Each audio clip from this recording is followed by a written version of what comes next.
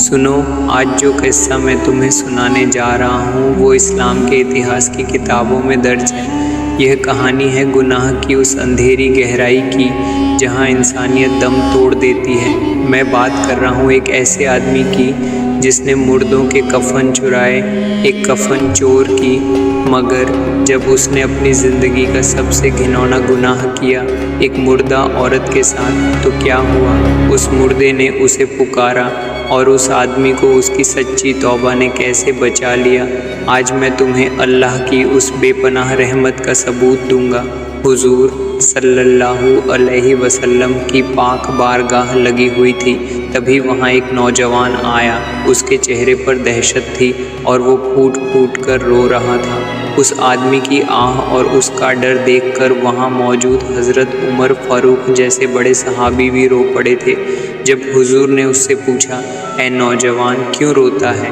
تو وہ کانپتے ہوئے بولا، یا رسول اللہ، میرا گناہ اتنا وشال ہے، اتنا بڑا ہے کہ یہ آسمان، زمین اور سمندر کے برابر بھی کم ہے۔ حضور نے اسے ہمت دی اور پوچھا، تیرا گناہ بڑا ہے یا اللہ کی رحمت؟ اس آدمی نے فوراً کہا، نہیں، اللہ کی رحمت بہت بڑی ہے، وہ بڑے سے بڑے گناہ کو معاف کرنے والا ہے۔ پھر اس آدمی نے اپنے 7 سال کے گناہوں کا بوجھا ہلکا کرنا شروع کیا۔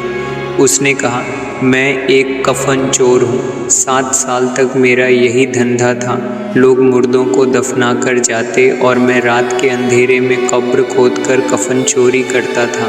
اور پھر اس نے اپنے جیون کا وہ کالا واقعہ بتایا۔ ایک بار ایک انصاری قبیلے کی جوان اور خوبصورت لڑکی کا انتقال ہوا۔ میں کفن چرانے گیا، مگر شیطان مجھ پر اتنا حاوی ہو گیا کہ میں نے اس مردہ لڑکی کے ساتھ زنا جیسا بڑا گناہ کر ڈالا۔ سوچو، وہ آدمی گناہ کر کے واپس لوٹ ہی رہا تھا کہ قبر کے اندر سے ایک آواز گونجی، اے نوجوان، کیا تجھے اللہ کا خوف نہیں آیا؟ تو نے مجھے اللہ کی جماعت میں برہنہ ننگا کیا، تو نے مجھے حشر کے میدان کے لیے بھی بے پردہ کر دیا، اللہ تجھے برباد کرے۔ وہ آدمی بتاتا ہے کہ اس آواز نے اسے توڑ کر رکھ دیا۔ اس دن کے خوف سے وہ آج تک رو رہا ہے۔ یہ سن کر حضور صلی اللہ علیہ وسلم پر اتنا خوف آیا کہ آپ نے اس آدمی سے کہا، دفع ہو جا، تو جہنم کی آگ کا مستحق ہو گیا ہے۔ وہ آدمی وہاں سے گیا اور 40 دنوں تک جنگل میں روتا رہا، اللہ سے استغفار کرتا رہا۔